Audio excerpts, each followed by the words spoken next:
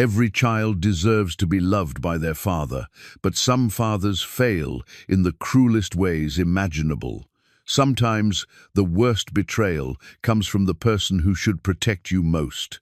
In Coyote Wells, Maybelle Carter knew both these truths all too well.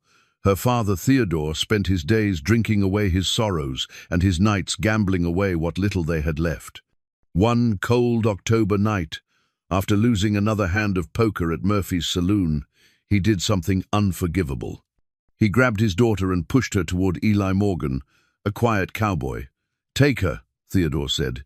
"She's payment for my debt." Most men would have walked away. But Eli saw something in Maybelle that no one else had ever noticed. What happened next would prove that real love can bloom in the most unexpected places. But could a love born from such shame ever truly heal the wounds of a lifetime? Before we jump back in, tell us where you're tuning in from. And if this story touches you, make sure you're subscribed, because tomorrow I've saved something extra special for you. The morning sun cast long shadows across Coyote Wells as Maybelle Carter stood at the kitchen window of her father's ramshackle house, watching the dust settle from another restless night. At 23, she had grown accustomed to the weight of disappointed stares and whispered conversations that followed her through town like tumbleweeds. Her reflection in the cracked glass showed a woman whose generous curves had been branded as shameful by a community that valued appearances above character. Hidden beneath the loose floorboard near the stove lay her most precious possession, her mother's wedding ring, a simple band of tarnished gold that had once symbolized hope and promise. Sarah Carter had died when Maybelle was barely 14, taking with her the only source of unconditional love the girl had ever known. In those final weeks, as fever consumed her mother's frail body, Sarah had pressed the ring into Maybelle's palm with trembling fingers. "Real love sees past what others call flaws," her mother had whispered, her voice barely audible above the autumn wind rattling the windows. "Someday, sweet girl, you'll find a man who loves you for the beautiful soul you carry." Those words had sustained Maybelle through 9 years of Theodore's increasingly bitter disappointments. Her father hadn't always been cruel. In the early days after Sarah's passing, he had tried to maintain some semblance of family life, preparing simple meals and asking about her day. But grief had a way of poisoning good intentions, and Theodore Carter discovered that whiskey offered easier comfort than facing his daughter's resemblance to the wife he'd lost. The transformation had been gradual but relentless. First came the long absences, entire afternoons spent at Murphy's saloon nursing his sorrows with other broken men. Then the gambling began, small stakes at first, pocket change wagered on card games that promised easy money but delivered only deeper debts. As Theodore's losses mounted, so did his resentment toward the daughter whose very existence reminded him of happier times. "You're just like your mother," he would mutter during his darker moments, though whether he meant it as praise or condemnation remained unclear. Maybelle had learned to read the signs, the slack jaw, the unfocused eyes, the way his hands shook when reaching for another bottle. On those nights, she made herself small, retreating to her tiny bedroom and listening to him stumble through the house, cursing fate and circumstance with equal venom. The town of Coyote Wells had watched this decline with the mixture of pity and judgment that small communities reserve for their most visible failures.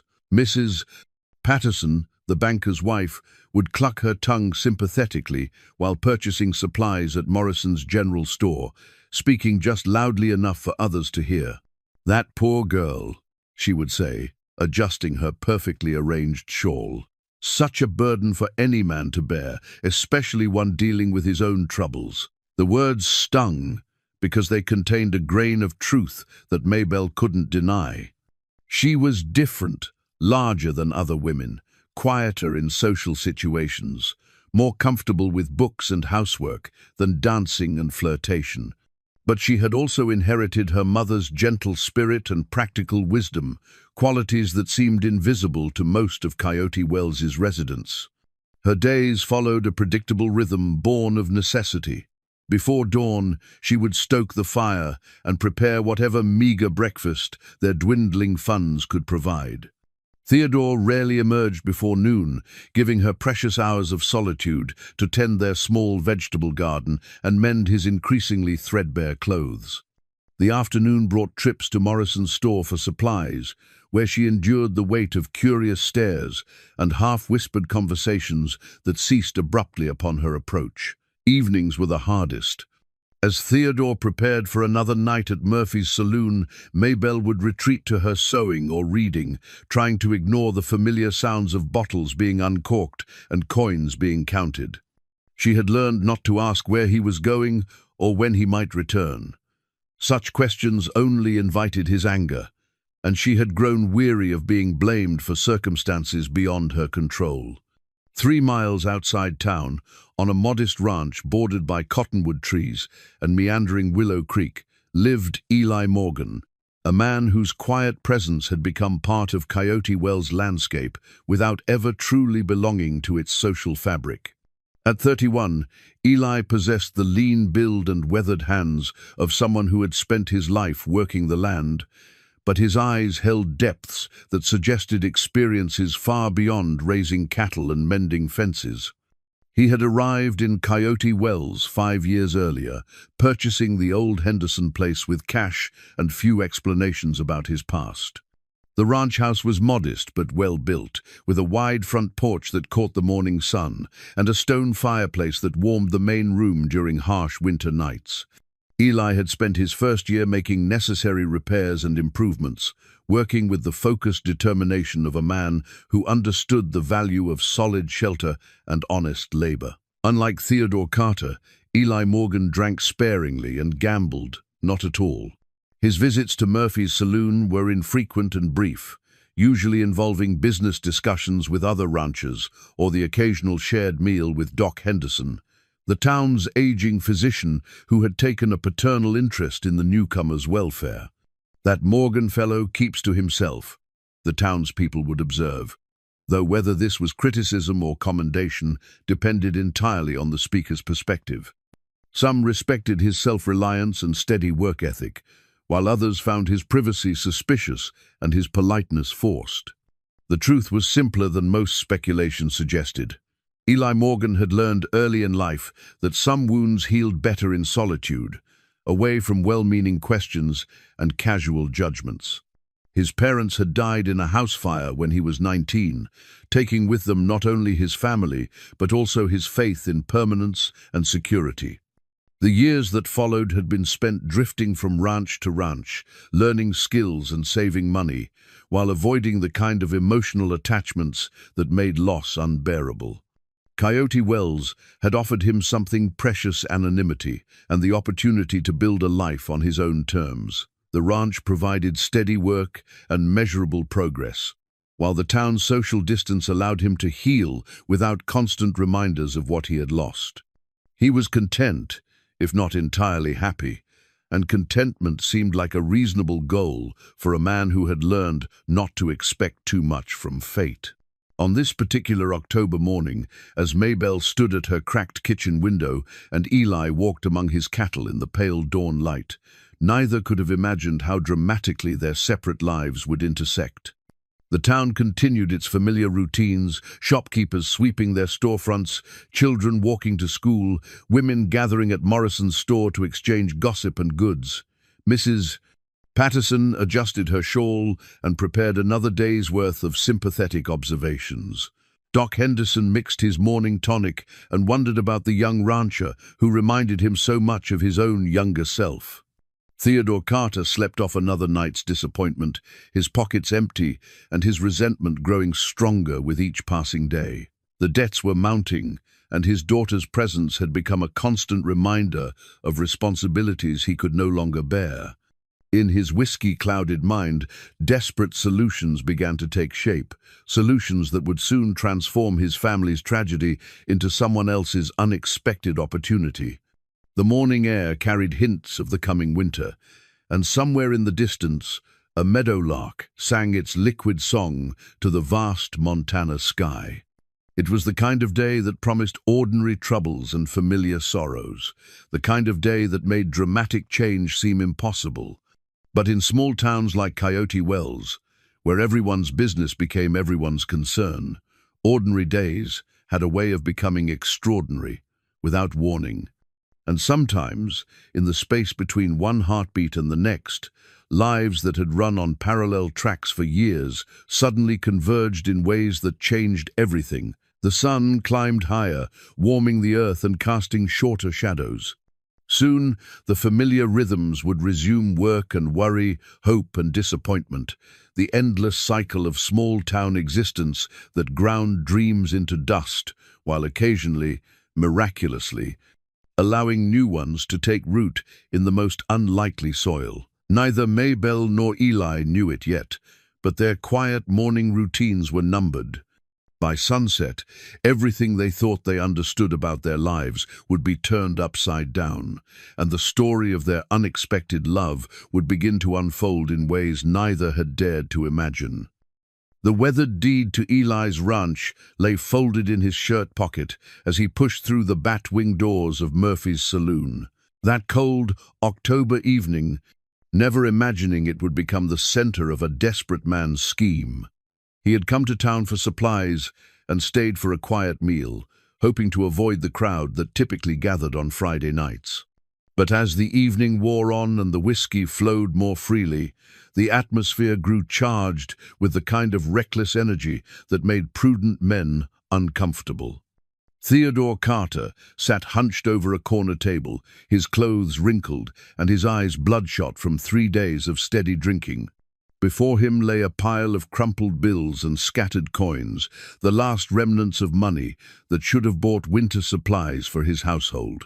Across the table, Jake Morrison, the store owner's eldest son, shuffled a deck of cards with practiced indifference, while 2 other local men watched the proceedings with the morbid fascination reserved for public disasters. "Your credit's no good here, Theodore," Jake said, his voice carrying across the smoky room. "Old man's made that clear enough times. You want to stay in this game, you need real collateral." Theodore's hands trembled as he reached for his glass, the amber liquid sloshing dangerously close to the rim. He had started the evening with $47, enough to buy flour, beans, and lamp oil to last through December. Now, 6 hours and countless poor decisions later, he faced the familiar abyss of complete failure. "I got collateral," he mumbled, his words slurred but defiant. "Got plenty of collateral." The other players exchanged glances that mixed skepticism with cruel amusement. Everyone in Coyote Wells knew that Theodore Carter owned nothing of value except a ramshackle house that barely kept out the rain and a daughter whose prospects for marriage grew dimmer with each passing year. Eli had been nursing a single beer at the bar, listening to Doc Henderson's stories about his medical school days, when the commotion began.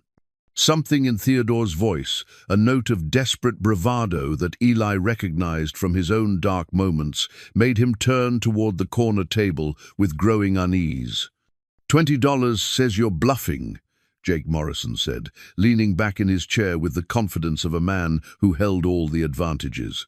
"Put up or shut up, old man." Theodore's eyes darted around the room, seeking escape from a trap entirely of his own making. His gaze fell on Eli, taking in the clean clothes, the steady posture, the obvious signs of a man who managed his affairs with competence and care.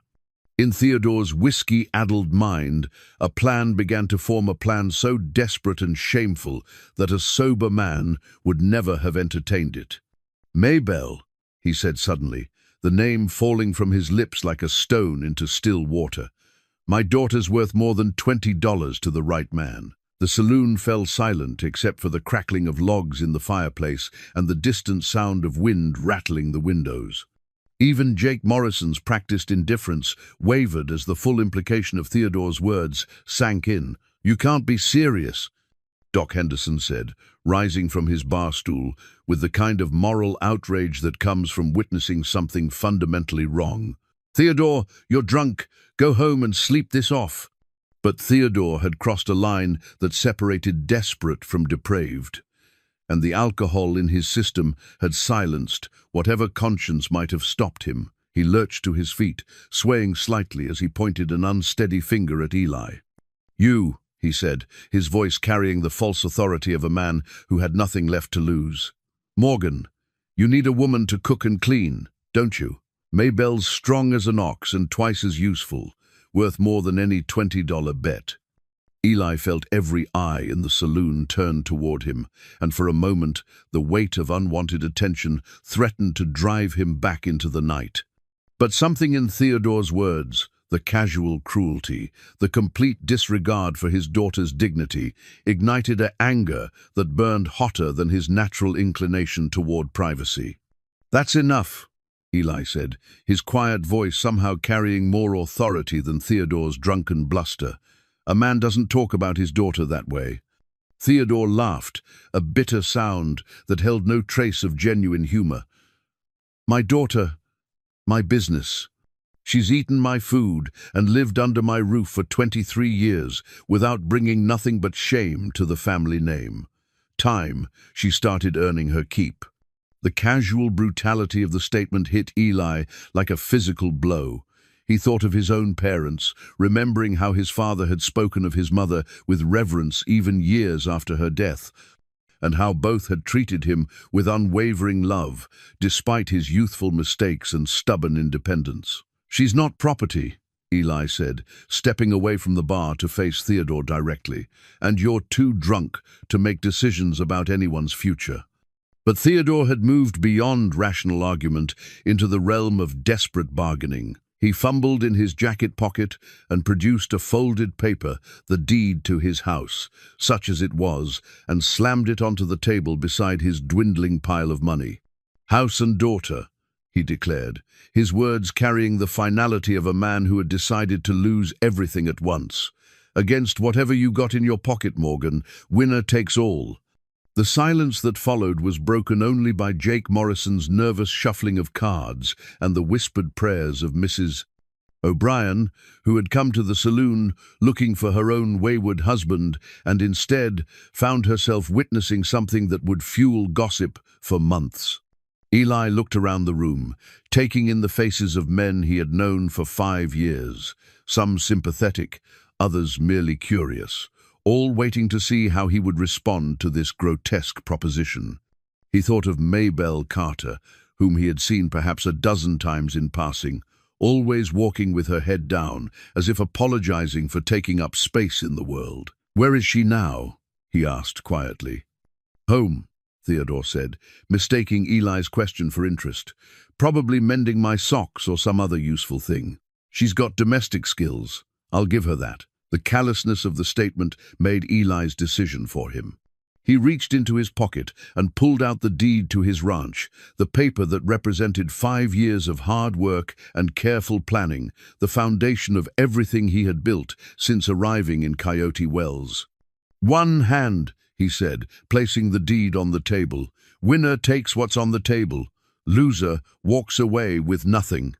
The room erupted in surprised murmurs as word spread that the quiet rancher was actually going to participate in Theodore's shameful gamble. Jake Morrison looked uncertain for the first time all evening, clearly recognizing that the stakes had escalated beyond simple entertainment. "Deal the cards," Eli said, his voice steady despite the magnitude of what he was risking. What followed was the longest 10 minutes in Murphy's saloon history. Theodore, sobered slightly by the reality of what was happening, played with the desperate focus of a man whose entire future hung on 5 pieces of cardboard. Eli played with the calm precision of someone who understood that some risks were worth taking, regardless of the outcome. When the final card was revealed, Theodore Carter sat staring at his losing hand with the stunned expression of a man who had just discovered the true cost of his choices. Eli gathered the papers from the table, 2 deeds and a handful of crumpled bills, and looked at the crowd of witnesses who would carry this story to every corner of Coyote Wells before sunrise. "Come on," he said to Theodore, his voice gentle but firm. "Let's go get your daughter." The walk through town was a nightmare of whispered voices and curtained windows. Theodore stumbled along beside Eli, alternating between bitter justifications for his actions and maudlin regrets that came too late to matter. By the time they reached the ramshackle house where Maybelle waited, half the town knew that Theodore Carter had gambled away his daughter to the quiet rancher who kept to himself. Inside the house, Maybelle sat by the dying fire, mending one of her father's shirts with careful, even stitches. She looked up as the door opened, taking in her father's disheveled appearance and the tall stranger standing beside him with growing alarm. "Pack your things," Theodore said, unable to meet her eyes. "You're going with Mr. Morgan now." The needle slipped from Maybelle's fingers as the full horror of her situation became clear. In that moment, looking at her father's defeated posture and Eli's carefully neutral expression, she understood that her life had just been decided by a card game in which she had no voice, no choice, and no power to change the outcome. The tarnished wedding ring hidden beneath the floorboards seemed to mock her mother's gentle promises about finding real love. This wasn't love, it was transaction, pure and simple. And as she gathered her few possessions with trembling hands, Maybelle Carter wondered if her mother's dreams had been nothing more than the desperate hopes of a dying woman trying to comfort a daughter destined for disappointment. The hand-carved wooden spoon lay on Eli's kitchen counter like a bridge between past and present, its smooth surface worn by decades of use in his father's capable hands. As the first pale light of dawn crept through the ranch house windows, Maybelle Carter stood in an unfamiliar kitchen, clutching her small bundle of possessions and wondering what manner of man would claim a woman through a card game and then offer her the guest bedroom without expectation or demand. She had slept little during the night, lying rigid on the narrow bed while listening to the sounds of the house settling around her. Every creak of wood and whisper of wind had seemed to underscore the strangeness of her situation. When sleep finally came, it brought dreams of her mother's gentle voice and the weight of promises that now seemed impossibly naive. The kitchen where she now stood was unlike anything in her father's house. Clean surfaces gleamed in the morning light, and the cast-iron stove radiated warmth that spoke of careful tending rather than neglect. Copper pots hung from hooks above a work table that showed the wear of regular use, and shelves lined with mason jars suggested a man who planned ahead rather than stumbling from one crisis to the next. The wooden spoon drew her attention because it seemed out of place among the practical implements surrounding it. Where everything else spoke of function and efficiency, this single utensil carried the unmistakable marks of loving craftsmanship. The handle had been shaped to fit perfectly in a working hand, and the bowl was proportioned with the kind of precision that came from understanding rather than mere skill. "My father made that when he and my mother were first married." Eli's voice came from the doorway, soft enough not to startle, but clear enough to acknowledge her curiosity. She said it made everything taste better because it was stirred with love. Maybelle turned to face him, noting how he kept his distance while speaking, as if recognizing her need for space and time to adjust. In the morning light, without the dramatic shadows of the saloon, Eli Morgan appeared younger than she had first thought, perhaps early 30s, with the kind of lean strength that came from honest work rather than idle boasting. "I'm sorry," she said, setting down the spoon with careful reverence. "I didn't mean to touch your things." "Nothing to apologize for," Eli replied, moving to the stove to stoke the fire that had burned low during the night. "Everything in this house is meant to be used. That spoon's been waiting for someone who understands cooking the way my mother did." The comment hung between them like an invitation wrapped in uncertainty. Maybelle had learned to read the subtle meanings behind men's words, but Eli's seemed to carry no hidden agenda or expectation of immediate gratitude.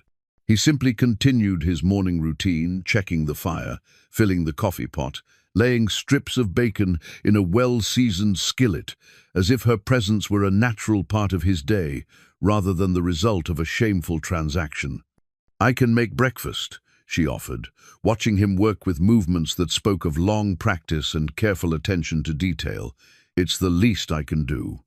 Eli paused in his bacon, turning to consider her words, and Maybelle braced herself for the kind of automatic acceptance that would reduce her to nothing more than unpaid household help. Instead, he smiled a genuine expression that transformed his serious features into something surprisingly warm. "I'd like that," he said. "But maybe we could work together this morning. I've gotten set in my ways, cooking for one. Might be nice to have company while I learn to adjust my portions." The simple suggestion carried more respect than Maybelle had received from any man in years. Rather than dismissing her to servants' quarters or claiming the kitchen as his exclusive domain, Eli was offering partnership in the most basic domestic task. As they worked side by side, she mixing biscuit dough while he tended the bacon and eggs, Maybelle found herself relaxing for the first time since her father's drunken pronouncement had changed her life. "You don't have to treat me like a guest," she said, rolling the dough with efficient strokes that spoke of years managing her father's household. "I know what this arrangement is. I know what people will say." Eli turned from the stove to face her directly, his expression serious but not unkind. "What do you think this arrangement is, Miss Carter?" The question caught her off guard because it suggested that her understanding might be incomplete or incorrect.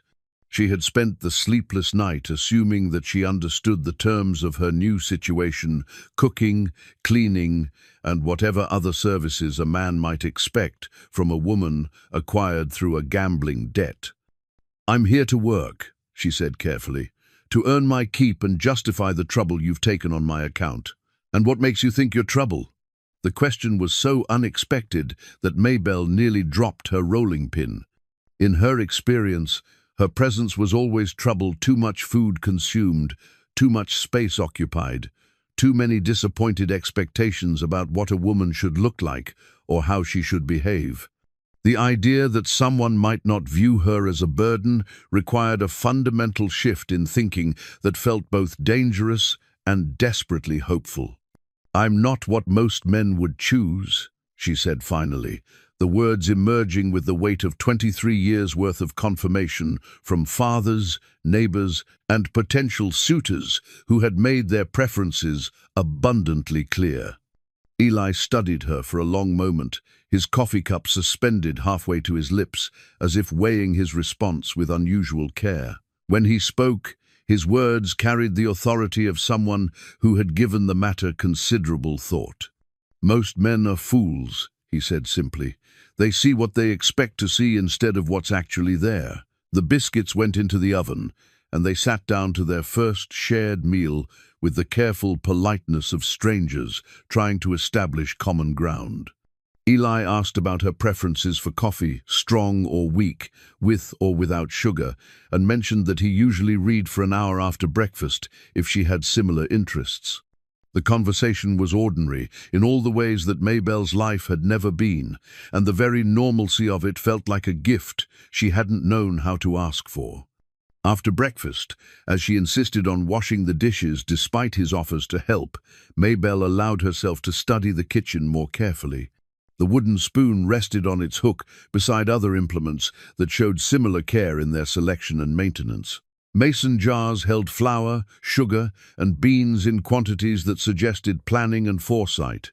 A small shelf near the window displayed 3 books, a cookbook, a volume of poetry, and a farmer's almanac that spoke of interests beyond mere survival. This was not the kitchen of a man who viewed women as conveniences or burdens. It was the space of someone who understood the value of domestic partnership and had prepared his home to welcome another person's contributions. The realization brought tears to Maybelle's eyes as she recognized how different her life might become if Eli Morgan proved to be the man his morning kindness suggested. Outside, the sun climbed higher over the Montana landscape, warming the earth and promising another day of the gentle autumn weather that made hard work bearable. Through the window, Maybelle could see cattle grazing in distant pastures and the outline of mountains that seemed to promise protection rather than imprisonment. For the first time since her mother's death, she dared to hope that home might be something other than a place of disappointment and shame. And in the kitchen, where a carved wooden spoon waited to stir meals made with care rather than mere necessity, the possibility of building something beautiful began to take root in soil that had seemed barren for far too long. The collection of unfinished quilt squares lay folded in tissue paper within a cedar chest at the foot of Eli's bed, each piece representing his mother's hope for completing a wedding gift that death had left unfinished. 3 weeks had passed since Mabel's arrival at the ranch, and the rhythm of their shared daily life had settled into something that felt almost natural mornings, spent working together in comfortable silence, and afternoons devoted to separate tasks that brought them together again at supper time. Mabel had discovered the quilt squares by accident while searching for extra blankets as the October nights grew colder. When she mentioned them to Eli over their evening meal, his expression grew thoughtful in a way that suggested memories both precious and painful. "She started those when I was 16, he said, cutting his beef with the careful precision that marked all his movements. Said every young man needed something beautiful to give his bride when the time came. She had grand plans for that quilt, enough squares to cover a bed and keep a family warm through the hardest winters." The wistfulness in his voice made Mabel set down her fork, recognizing the particular ache that came with loving memories that would never find completion. "What pattern was she making?" "Wedding ring," Eli replied, and something in the way he said it made Mabel think of her mother's tarnished band, still hidden in her few possessions, like a secret promise that might someday prove true. She said it would bring good luck to whoever slept under its circles, connecting circles, love, binding love, that sort of thing. As the days shortened and their domestic partnership deepened, Mabel found herself thinking often about those unfinished quilt squares. During the long afternoons when Eli worked with his cattle and she tended to household tasks, she would sometimes open the cedar chest and study the pieces his mother had cut with such care and hope. The fabric showed the faded beauty of materials chosen with love rather than mere practicality, soft blues and warm yellows, gentle greens and cream-colored cotton that felt like silk beneath her fingers. The work was exquisite, each piece cut with mathematical precision and marked with pencil lines that showed where the complex curves would eventually connect. It would have been a masterpiece if completed, the kind of quilt that families pass down through generations as both practical bedding and artistic legacy. On a particularly quiet Thursday afternoon, as autumn rain drummed against the windows and made outdoor work impossible, Mabel carried the quilt squares to the kitchen table where the light was best. She had been sewing since childhood, first learning from her mother's patient instruction, then continuing out of necessity as her father's clothes required constant mending, but this was different. These pieces represented someone else's dream, someone else's vision of love and permanence. She was still studying the pattern when Eli returned from the barn, his hair damp from the rain and his boots carefully wiped clean before entering the house. He paused in the doorway when he saw the fabric spread across the table, and for a moment Mabel feared she had overstepped some invisible boundary between guest and family. "I'm sorry," she said quickly, beginning to gather the pieces. "I should have asked before." "Don't apologize," Eli interrupted, hanging his jacket on the peg beside the door. "I'm glad someone's looking at them again. They've been alone in that chest too long." He moved to stand beside her chair, close enough that she could smell the clean scent of rain and honest work that clung to his clothes. When he reached over her shoulder to point out a particularly complex section of the pattern, his presence felt protective rather than threatening, a distinction that still surprised her after years of learning to be wary around men. "She was working on this section when she got sick," he said, his finger tracing the pencil marks on a piece of yellow cotton. "Always said she'd finish it as soon as she felt better. Even toward the end, she'd ask me to bring her the sewing basket." The pain in his voice was carefully controlled but unmistakable, and Mabel found herself responding with the kind of empathy that came from shared loss. "My mother was the same way. Even when the fever was highest, she wanted to finish mending my father's work shirts, as if taking care of us was more important than taking care of herself." They stood in comfortable silence for several minutes, both lost in memories of women who had loved them without condition or reservation. Outside, the rain continued its gentle percussion against the windows, creating a cocoon of warmth and safety that made difficult conversations possible. "Would you like me to work on it?" Maybelle asked finally, the words emerging before she could reconsider their implications. "I don't know if I could match her stitching, but I understand the pattern. It would be a shame to leave it unfinished forever." Eli was quiet for so long that Maybelle began to regret the offer. Perhaps the quilt represented something too personal for another woman's hands to touch, or maybe he viewed her suggestion as presumptuous, another example of her tendency to overstep boundaries that others took for granted. "She would have liked that," he said at last, his voice carrying a warmth that made Maybelle's chest tighten with unexpected emotion. "She always said quilts were meant to bring people together, not gather dust in dark places." The project became their evening activity after supper dishes were washed and put away. Eli would read aloud sometimes from the newspaper that arrived weekly from Helena, sometimes from the book of poetry that had belonged to his father, while Maybelle worked on connecting the intricate pieces with stitches so small they seemed to disappear into the fabric itself. The work was meditative in a way that surprised them both. As Maybelle's needle moved in steady rhythm, and Eli's voice filled the kitchen with words about distant places and universal truths, the awkwardness of their unusual situation began to fade into something more natural and sustainable. "You have beautiful hands," Eli observed one evening, watching her guide the needle through a particularly challenging curve. "My mother would have appreciated the care you take with her work." The compliment made Maybelle blush in a way that had nothing to do with embarrassment and everything to do with the unfamiliar pleasure of being noticed for something other than her limitations.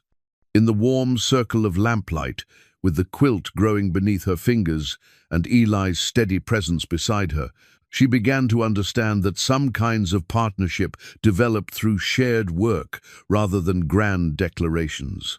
As October melted into November and the quilt slowly took shape, Maybelle allowed herself to imagine what it might feel like to sleep beneath those connected circles, surrounded by the kind of love that bound families together across generations.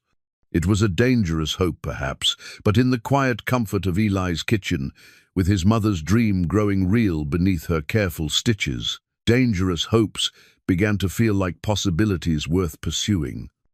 Eli's father's pocket watch lay heavy in Maybelle's palm as she stood at the kitchen window, watching November snow dust, the distant mountains like powdered sugar on dark cake. The gold casing was warm from her touch, and the steady tick-tick-tick seemed to measure not just seconds, but the gradual transformation of two cautious hearts, learning to trust in something neither had expected to find. 2 weeks had passed since Eli had placed the watch in her hands during one of their evening quilting sessions, his fingers lingering against hers just long enough to convey meaning beyond the simple gesture of shared timekeeping. "My father gave this to me when I turned 18, he had said, his voice carrying the weight of family tradition and carefully considered trust. Said a man needed to understand the value of time, when to be patient and when to act. The watch had belonged to Eli's grandfather before his father, and his great-grandfather before that, its face worn smooth by generations of working hands that had consulted its reliability through seasons of planting and harvest. Courtship and marriage, births and deaths that marked the passage of human time against the eternal backdrop of Montana sky. "Why are you giving this to me?" Maybelle had asked, overwhelmed by the obvious value of what he offered, not just the gold and craftsmanship, but the family history that made it precious beyond mere monetary worth. "Because you understand the importance of finishing what someone else started," Eli had replied, nodding toward the quilt that was nearly 3/4 complete under her patient care. "And because I trust you to keep track of the time we have together." The implications of that statement had kept Maybelle awake that night, staring at the ceiling while the watch ticked steadily from the nightstand beside her bed. "Time we have together," Not time until her father's debt was paid or until other arrangements could be made, but time as something valuable that belonged to both of them equally. Now, 6 weeks after the shameful night at Murphy's saloon, their life together had settled into patterns that felt less like accommodation and more like choice. Maybelle woke before dawn to start coffee and biscuits, not because Eli expected it, but because she had discovered the quiet pleasure of beginning each day with useful work. Eli consulted her about ranch decisions, which pasture to move the cattle to, whether to repair the south fence before winter or wait until spring, treating her opinions as valuable rather than merely polite conversation. The townspeople had begun to take notice of their partnership, though reactions varied considerably, depending on the observer's character and circumstances. Mrs. Patterson, the banker's wife, had made a point of visiting the ranch the previous week under the pretense of delivering a preserves recipe, but her sharp eyes had catalogued every detail of Maybelle's improved appearance and obvious contentment. "You look well, dear," Mrs. Patterson had said, her tone carrying the kind of surprise that barely qualified as a compliment. "Ranch life seems to agree with you." Maybelle had served tea in Eli's mother's good china and responded with the kind of gracious politeness that left no opening for intrusive questions. But she had seen the calculation in the older woman's eyes, the careful assessment of a situation that defied easy categorization or gossip. Doc Henderson had proven more genuinely supportive, stopping by the previous Sunday to check on what he diplomatically called the adjustment period. His medical eye had noted Maybelle's improved color and the way she moved with more confidence around the kitchen, while his paternal instincts had observed the careful respect with which Eli treated his unexpected housemate. "Some arrangements work out better than anyone expects," the doctor had commented to Eli while Maybelle prepared their dinner. "Sometimes what looks like disaster turns into something closer to providence." But not everyone in Coyote Wells had been willing to accept the partnership with such philosophical generosity. Jake Morrison, who had witnessed Theodore's shameful gamble, had made several pointed comments about proper arrangements and the importance of legal formalities when he encountered Eli at the general store. His implications were clear enough. A man and woman living together without marriage invited moral judgment and social complications that could affect both their reputations. "People talk," Jake had said, leaning against the counter with the casual authority of someone who considered himself a community moral guardian. "Might be time to make things official, if you catch my meaning." Eli had purchased his supplies without rising to the bait, but Maybelle had seen the tension in his shoulders when he returned home, and they had discussed the conversation over supper with the careful honesty that had become their way of navigating difficult territory. "Marriage would solve the gossip problem," Eli had said, cutting his meat with perhaps more force than necessary. "Make everything respectable in the eyes of folks who think they have a right to judge other people's business." "And what would it solve for us?" Maybelle had asked, the question emerging from weeks of wondering about the nature of their growing connection and what it might become if given time to develop naturally. Eli had considered her question with the thoughtful attention he gave to all important matters, his fork suspended over his plate while he weighed words that could not be taken back once spoken. "I don't know," he had admitted finally, "but I'd like to find out. If you're willing to be patient with a man who's forgotten how to court a woman properly." The word court had hung between them like a bridge that neither quite dared to cross, though both had been walking steadily toward it for weeks. Courting implied choice and mutual interest, intentions that went beyond mere convenience or obligation. It suggested that what had begun as Theodore's desperate gamble might transform into something chosen and cherished by the people actually living it. Now, standing at the window with Eli's family watch warming her palm, Maybelle allowed herself to imagine what it might mean to be courted by a man who had already proven his capacity for patience, kindness, and respect. The watch seemed to approve of such thoughts, its steady rhythm marking time that belonged to possibility rather than merely survival. Outside, Eli emerged from the barn carrying a bucket of milk from their Jersey cow, his movements economical and sure despite the slippery coating of early snow. He looked toward the house as if sensing her observation, and when their eyes met through the glass, his smile was warm enough to chase away the November chill. The pocket watch ticked steadily in her hand, measuring moments that felt precious in ways she was only beginning to understand. Time we have together. Time to discover whether two wounded hearts could heal enough to risk loving again. Time to learn whether the man who had claimed her through a card game might choose her all over again, freely and completely, when given the chance to walk away. The love letter lay hidden beneath a loose board in Eli's bedroom floor, its careful words representing everything he felt but hadn't found courage to speak aloud. Written by lamplight 3 nights earlier, the letter contained thoughts that had been building since Mabel's first morning in his kitchen, observations about her grace and strength that had grown more detailed with each passing day. "My dear Mabel," it began, the formal address giving way to words that revealed the depth of feeling he had been carefully concealing. "I find myself thinking of ways to make you smile, measuring the success of my days by the contentment I see in your eyes when we share our evening meals.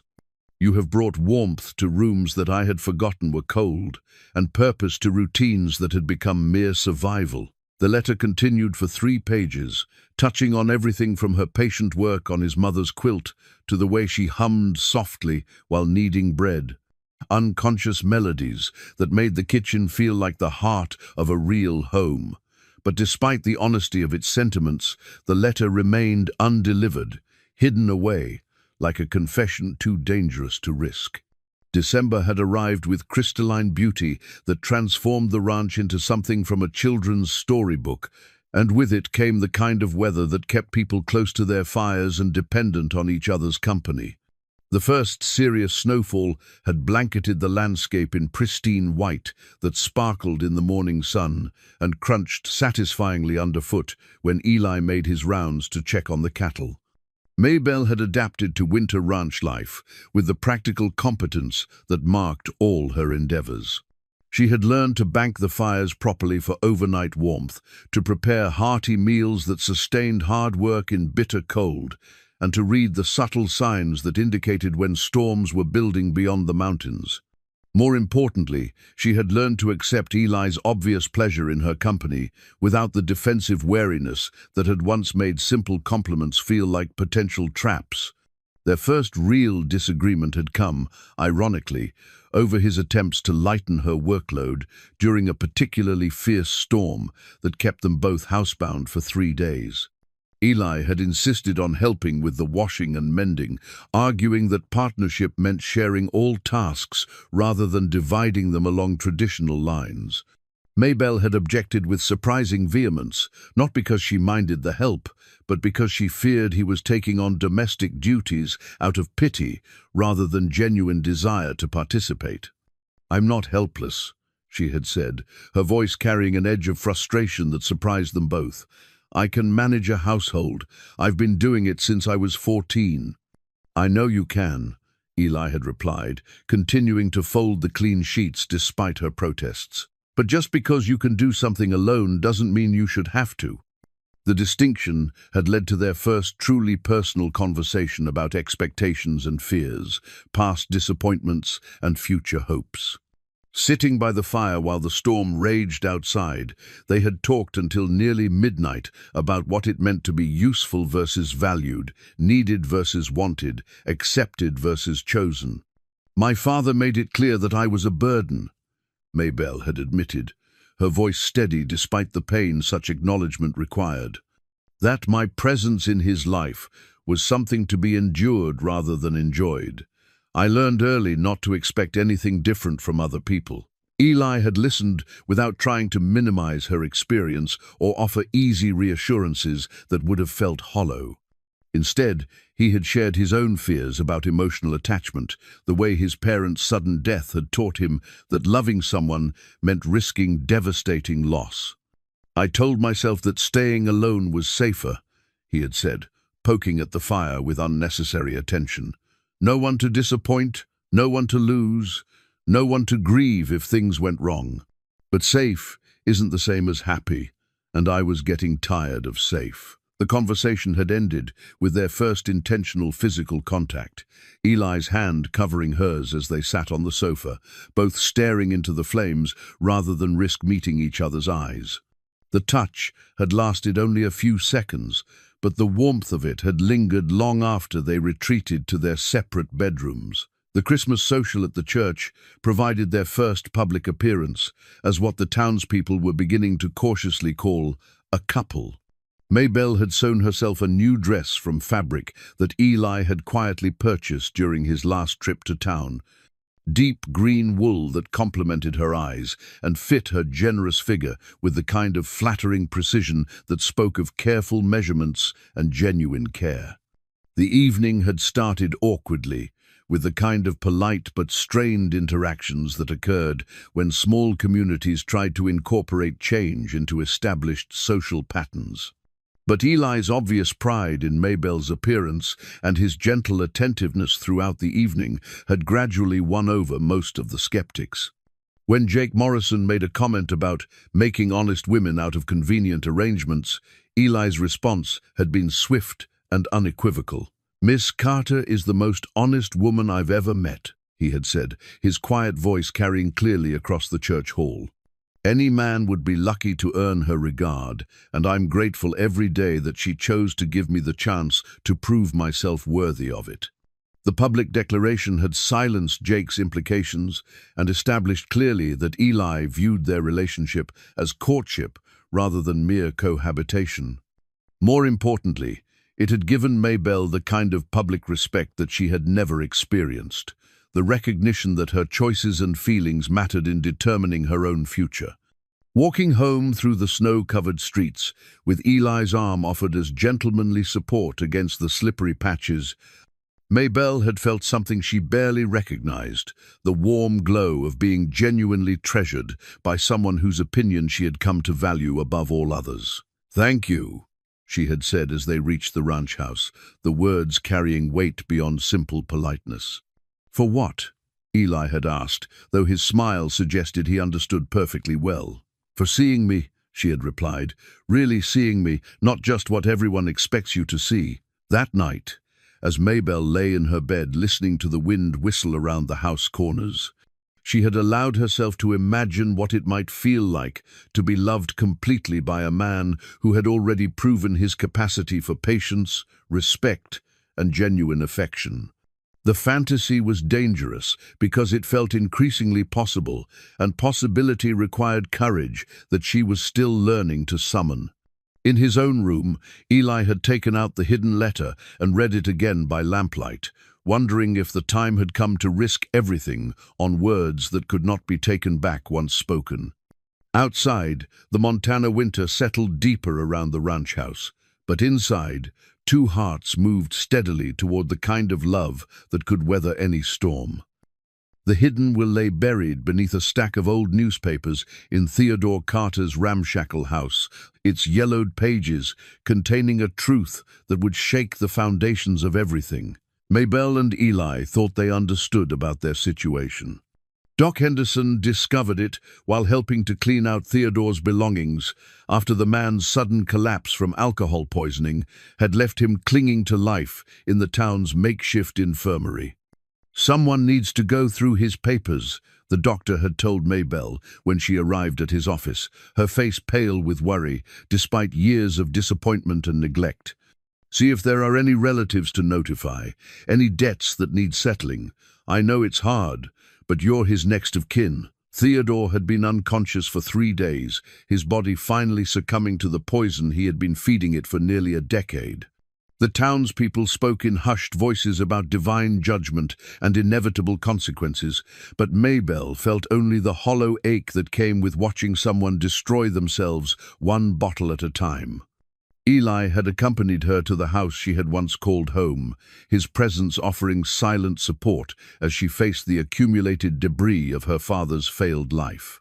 The rooms reeked of stale alcohol and unwashed clothes, and every surface bore the marks of a man who had stopped caring about maintaining even basic dignity. "I don't know what we're looking for," Maybell said, opening a drawer filled with empty bottles and unpaid bills. He never talked about family, never mentioned having anything worth leaving behind. Doc Henderson had been more thorough in his search, checking places where important documents might be hidden from creditors or thieves. It was behind a loose board near the fireplace that he found the leather portfolio containing papers that Theodore had apparently forgotten he possessed. "Maybell!" the doctor called, his voice carrying a strange note of urgency. "You need to see this." The will was dated 15 years earlier, written in the careful script of someone still sober enough to form legible letters. But it was the land deed attached to it that made Maybell's breath catch in her throat, a legal document transferring ownership of a substantial tract of land from Jeremiah Carter to Samuel Morgan, Eli's father, for the sum of $50 and other valuable considerations. "I don't understand," Maybell said, studying the faded ink that seemed to blur before her eyes. "Jeremiah Carter was my grandfather, but this says he sold land to Eli's father 25 years ago." Doc Henderson adjusted his spectacles and examined the document more carefully, his expression growing increasingly troubled as he deciphered the legal language and surveyed measurements that described boundaries encompassing nearly half of Eli's current ranch. "According to this," he said slowly, "your grandfather owned a significant portion of what is now the Morgan property. The sale appears to have been made under duress. There's a note here about pressing debts and immediate necessity. $50 was far below market value for that much land." The implications hit Maybell like a physical blow. If her grandfather had been forced to sell valuable land for a fraction of its worth, and if that land now formed the foundation of Eli's prosperity, then her presence on the ranch took on an entirely different meaning. She wasn't just Theodore's discarded daughter, finding refuge with a kind stranger. She was potentially the rightful heir to property that had been stolen from her family through desperate circumstances. "There's more," Doc Henderson said, pulling out additional papers that had been folded beneath the will. "A letter from your grandfather to your father, written shortly before Jeremiah's death. It talks about a plan to reclaim the land when circumstances improved, to restore what he called the family's rightful inheritance." Eli had been silent throughout the discovery, but Maybell could see the wheels turning in his mind as he processed the legal and emotional implications of what they had found. His ranch, his security, everything he had built over 5 years of careful work and planning, all of it potentially rested on land that had been acquired through another family's desperation. "We need to show this to a lawyer," Eli said finally, his voice steady despite the magnitude of what they were discussing. "Get proper legal advice about what it means and what options we have." But Maybell was already seeing the bitter irony of their situation with crystalline clarity. Theodore's drunken decision to gamble away his daughter had inadvertently placed her in position to reclaim the family land. He had been too weak and addled to pursue himself. The man who had treated her as worthless property had unknowingly given her the key to wealth and independence that could free her from dependence on anyone's charity or kindness. "He knew," she said, the realization dawning with sickening certainty. "My father knew about this land, knew about the connection between our families. That's why he chose you specifically that night at the saloon. It wasn't random, it was calculated. The pieces fit together with horrible precision. Theodore's insistence on gambling with Eli rather than other potential creditors, his willingness to risk his daughter's future on a single hand of cards, his drunken confidence that the arrangement would somehow work in his favor. All of it made sense if he had been harboring secret knowledge about the land ownership and hoping that proximity to Eli might eventually yield access to what he considered rightfully his. "He was using me," Maybell continued, her voice growing stronger as anger replaced confusion. "Even when he was throwing me away, he was still trying to use me as a tool to get what he wanted. I was never his daughter to him. I was just another gambling chip, another way to try to win back what he thought he deserved. Eli moved to stand beside her, his presence offering comfort even as his own world shifted beneath his feet. Whatever his motivations were, whatever schemes he might have had, none of that changes what's grown between us. None of that changes how I feel about you. But Maybelle was no longer the uncertain woman who had arrived at his ranch 3 months earlier. The discovery of her family's hidden history had awakened something fierce and proud that had been sleeping beneath years of shame and diminished expectations. She was not just Theodore Carter's unwanted daughter, she was Jeremiah Carter's granddaughter, heir to land and legacy that gave her choices she had never imagined possessing.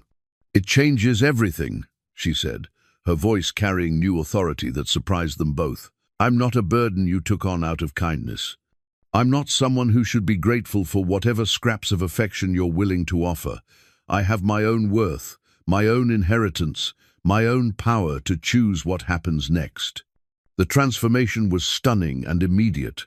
Standing in her father's squalid house, surrounded by the evidence of his failures and deceptions, Maybelle Carter finally understood that she had never been the worthless creature that Coyote Wells had taught her to see in herself. She was the granddaughter of a landowner, the heir to property that men had fought and schemed to possess, a woman with legal standing and economic power that could reshape the balance of every relationship in her life. But with that power came terrible questions about the man she had been learning to love and whether his kindness had been genuine affection or merely the guilty conscience of someone whose prosperity was built on her family's loss. The blank marriage certificate lay on the kitchen table between them like a bridge that neither could quite decide whether to cross, its official seals and formal language representing a choice that would define the rest of their lives. 3 weeks had passed since the discovery of Jeremiah Carter's will, and the legal complexities surrounding the land ownership had created a tension that threatened to tear apart everything Maybelle and Eli had built together. Judge Hartwell, the circuit judge who visited Coyote Wells monthly to handle legal matters, had studied the documents with the careful attention that 20 years of frontier law had taught him to apply to complicated property disputes. His verdict had been both clear and troubling. Maybelle Carter was indeed the legal heir to land that comprised nearly half of Eli's ranch, and the original sale from her grandfather to his father, while technically legal, showed signs of the kind of financial coercion that modern courts increasingly recognized as grounds for restitution. "The law is on your side, Miss Carter," Judge Hartwell had explained during their first consultation. "Your grandfather's sale was made under obvious duress for far below market value. A contemporary court would likely rule that your family was defrauded, and you would be entitled to either restoration of the land or compensation for its current value." The news had split Coyote Wells into factions that reflected the community's complicated relationship with justice, property rights, and the social changes that were reshaping the frontier. Some townspeople, led by Mrs. Patterson and Jake Morrison, argued that legal technicalities shouldn't be allowed to destroy the prosperity of a good man who had worked honestly to improve land that his father had purchased in good faith. "Eli Morgan has made that land productive," Jake Morrison argued during one of the heated discussions that had become regular features at Murphy's saloon. "He's built buildings, improved pastures, invested his own money and labor. You can't just take that away from him because of something that happened before he was even born." But others, particularly those who had suffered from their own economic hardships, saw Maybelle's case as a long overdue correction of the kind of injustice that allowed wealthy men to profit from desperate families' misfortunes. Doc Henderson had become one of her strongest supporters, arguing that property rights meant nothing if they could be circumvented through the strategic application of economic pressure. Jeremiah Carter was forced to sell that land to pay debts that weren't entirely his own fault, the doctor pointed out during a particularly heated town meeting. His granddaughter has the right to reclaim what should have stayed in her family. Caught between these competing arguments, Eli had made a decision that surprised everyone who thought they understood his character. He offered to deed the disputed land back to Maybelle without compensation, arguing that legal ownership was less important than moral clarity. "I can't build my future on someone else's loss," he had told her during one of their increasingly difficult conversations. "If that land belongs to your family, then you should have it. I'll find another way to make a living." But Maybelle had discovered that reclaiming her inheritance came with complications she hadn't anticipated. The land was valuable, but only as part of a working ranch with buildings, livestock, and established relationships with buyers and suppliers. Divided from Eli's operation, her portion would be worth far less and much harder to manage independently. More troubling was the growing suspicion among some townspeople that her legal claim was somehow connected to her romantic relationship with Eli, that she was using his affection as a weapon to steal property that rightfully belonged to him. Through years of honest work and improvement. "Convenient timing," Jake Morrison had muttered loudly enough for half the town to hear. "Woman shows up as payment for a gambling debt, gets herself settled and comfortable, then suddenly discovers she owns half the place. Makes a man wonder what other surprises she might have planned." The implications were clear and hurtful. That Maybelle was a calculating woman who had seduced a good man as part of an elaborate scheme to defraud him of his property. The accusation stung not just because it was unfair, but because it transformed her growing love for Eli into something that looked manipulative and predatory. "People are talking." Eli had warned her after a particularly difficult encounter at the general store. "Some folks think this whole situation is too convenient to be coincidental. They're saying you planned this from the beginning." The gossip had forced them to confront questions about their relationship that they had been carefully avoiding. If Maybelle claimed her inheritance, would Eli's love survive the loss of half his ranch? If she renounced her legal rights, would she always wonder whether he stayed with her out of gratitude rather than genuine affection? And if they married before the legal issues were resolved, would their union be seen as a business arrangement rather than a love match? Judge Hartwell had suggested marriage as a potential solution that would unite the property claims under a single household, while demonstrating that their relationship transcended mere legal convenience. The blank marriage certificate he had provided represented not just legal formality, but a test of whether their love was strong enough to withstand the pressures that had torn apart other couples facing similar challenges. Marriage would simplify the legal issues, the judge had explained.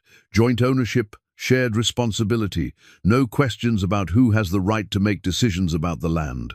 But only if both parties enter into it freely, without coercion or ulterior motives. The certificate had been sitting on their kitchen table for 3 days while they wrestled with the implications of what it represented. Eli wanted to marry her, that much was clear from the way he looked at her, the gentle care he took with her feelings, the obvious pain he felt when considering a future without her. But he was too honorable to ask her to sacrifice her inheritance for his peace of mind, and too proud to accept property that legally belonged to someone else. Maybelle faced an equally difficult choice. She could claim her inheritance and potentially lose the man she had learned to love, or she could renounce her legal rights and spend the rest of her life wondering whether Eli stayed with her out of love or gratitude. The marriage certificate offered a third option, a partnership that would unite their separate claims into something stronger than either could achieve alone. But marriage also represented the final abandonment of her childhood dreams about finding someone who would love her for herself alone, without complications of property or obligation or community pressure. Her mother's tarnished wedding ring, still hidden among her possessions, seemed to mock the idea that love could be simple and uncomplicated. As December gave way to January and the legal deadline for filing her claim approached, Maybelle found herself thinking often about her grandfather Jeremiah, whose desperation had set all these events in motion. According to the documents Doc Henderson had found, he had been a proud man, reduced to selling his land to cover debts incurred during a particularly harsh winter that had killed most of his cattle. Family land should stay in the family, one of his letters had declared. A man's legacy shouldn't be scattered to the winds because of temporary hardship. But what constituted family? Was it blood relations, or was it the people who chose to build a life together despite obstacles and complications? Was she honoring her grandfather's memory by reclaiming his land, or by creating the kind of loving partnership that transcended property ownership? The questions had no easy answers, but time was running out for making decisions that would shape the rest of their lives. The blank marriage certificate waited on the table, offering hope and risk in equal measure. Outside, Montana winter deepened around the ranch house, where two hearts faced the ultimate test of whether love could survive the weight of history, law, and community judgment.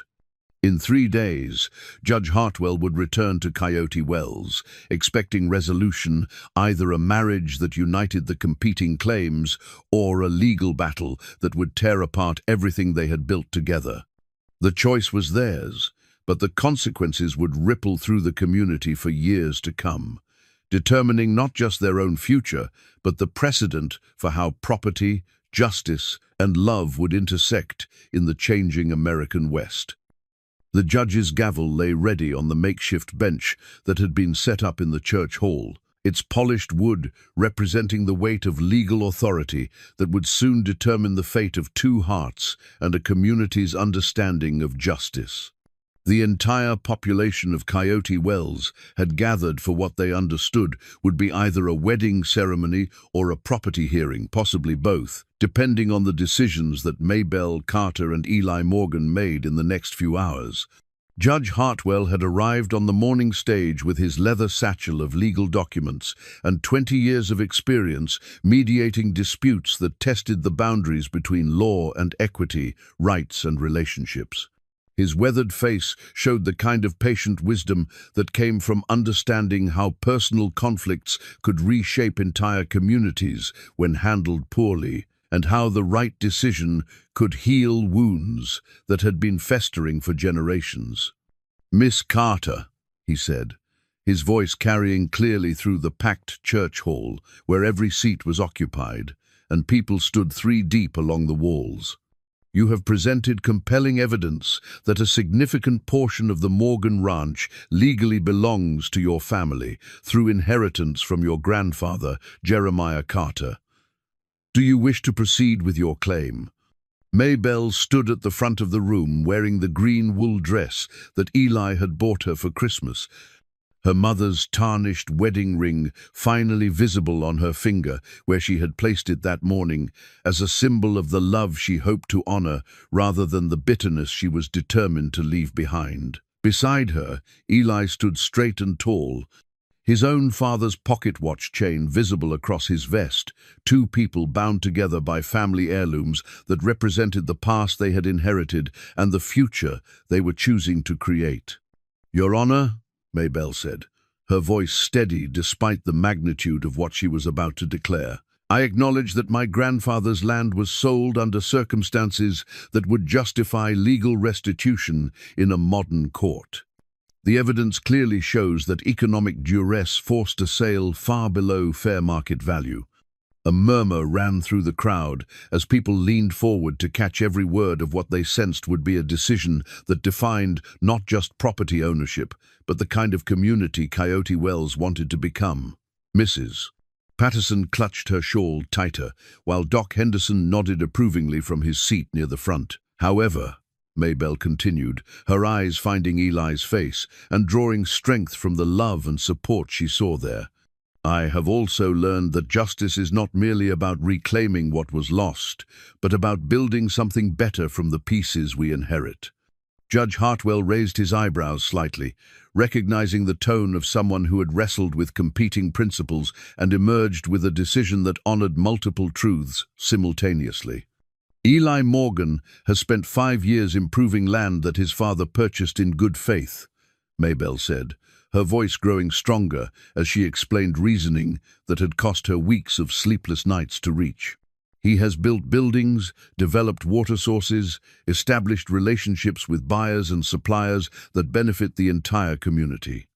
To simply take that away would punish honest work and discourage the kind of investment that helps places like Coyote Wells prosper. Jake Morrison shifted uncomfortably in his seat, clearly unsure whether Maybelle's words represented victory or defeat for his position that property rights should be absolute and unchanging. At the same time, Maybelle continued, my grandfather's legacy deserves recognition, and my family's loss should not be forgotten simply because it happened in the past. The solution I propose honors both principles while creating something that neither my grandfather nor Eli's father could have achieved alone. She reached into her reticule and withdrew 2 documents that she had spent the previous evening preparing with Doc Henderson's help, legal papers that represented a third option that no one in the room had anticipated. I hereby deed my inherited portion of the disputed land to Eli Morgan, she announced, the words carrying clearly through the suddenly silent church hall, in exchange for equal partnership in the ranch operation and formal recognition as co-owner of all improvements, livestock, and future profits. The gasps from the crowd were audible, but Maybelle pressed on before anyone could interrupt her carefully planned declaration. Furthermore, she said, her eyes never leaving Eli's face, I accept Eli Morgan's proposal of marriage, offered freely and without coercion, as the foundation for a partnership that honors both our families' legacies while building something new together. Eli's smile was radiant enough to chase away the January cold that had been seeping through the church walls, and when he stepped forward to take her hand, the gesture felt like the most natural thing in the world. Your Honor, Eli said, his voice carrying the kind of quiet authority that had made him respected throughout the community. I accept Miss Carter's proposal with gratitude and complete agreement. Our marriage will unite our separate claims into a partnership that serves both justice and love. Judge Hartwell lifted his gavel, its weight suddenly representing not judgment but celebration, not division but unity. The entire room held its breath as they waited for the words that would make official what 2 hearts had already decided in the privacy of their shared kitchen, working together over a quilt that symbolized the beautiful things that could be created when separate pieces were joined with patience and care. The new deed of trust lay spread across Judge Hartwell's makeshift bench, its fresh ink still drying as it formalized a partnership that transcended traditional notions of property ownership and marriage contracts. The document represented something unprecedented in Coyote Wells, a legal arrangement that recognized both historical injustice and present reality, creating a framework for shared prosperity that honored multiple generations of dreams and sacrifice. By the authority vested in me by the territory of Montana, Judge Hartwell announced, his voice carrying the weight of official ceremony as he lifted the gavel that would seal both their property agreement and their marriage vows. I declare that Maybelle Carter and Eli Morgan are hereby united as equal partners in marriage, property ownership, and all future endeavors they choose to pursue together. The gavel fell with a sound that seemed to echo through generations, striking the bench with the finality that transformed 2 separate lives into a shared future. As the echo faded, the church hall erupted in applause that mixed genuine celebration with the relief that comes when a community crisis resolves in a way that strengthens rather than divides. Mrs. Patterson was among the first to approach the newly married couple, her earlier skepticism replaced by grudging admiration for a solution that had satisfied legal requirements while demonstrating the kind of moral courage that small communities needed from their leading citizens. You've set a fine example, she told Maybelle, her tone carrying genuine warmth for perhaps the first time since they had known each other. Not many people would have the wisdom to find a path that honors everyone's interests. Doc Henderson beamed with paternal pride as he shook Eli's hand and kissed Maybelle's cheek, his medical eye noting the glow of happiness that had replaced months of uncertainty and stress. "Your mother would be proud," he told her quietly. "She always said you had the strength to create your own destiny when the time came." Even Jake Morrison, who had been among the most vocal critics of their arrangement, approached with grudging respect for a decision that had demonstrated both legal sophistication and moral integrity.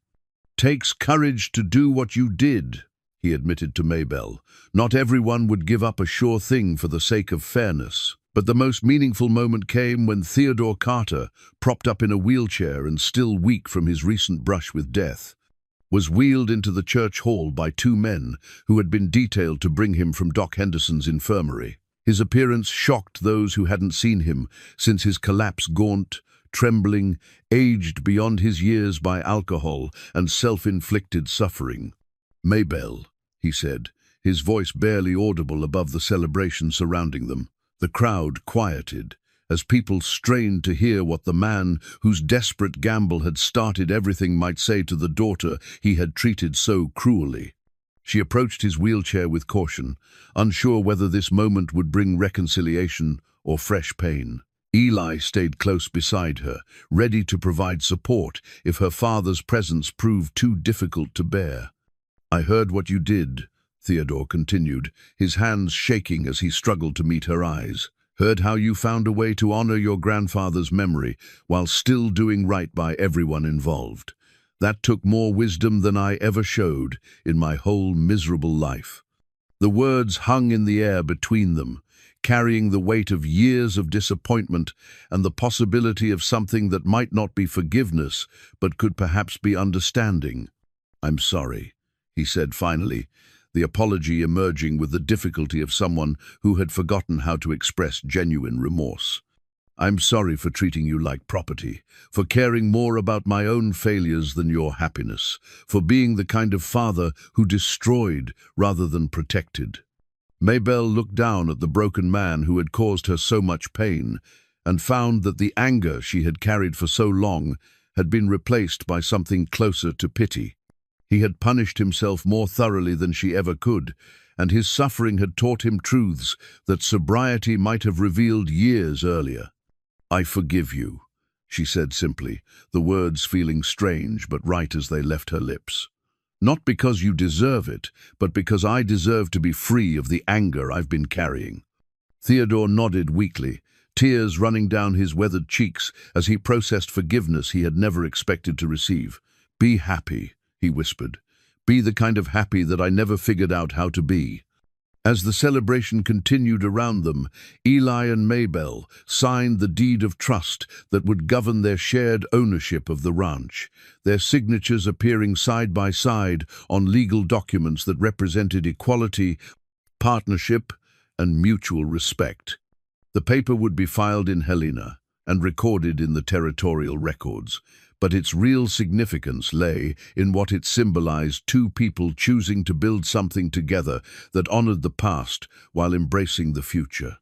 Outside, snow began to fall again, dusting the windows of the church hall, where a community had witnessed the transformation of a gambling debt into a love story, a property dispute into a partnership, and a moment of crisis into a foundation for lasting happiness.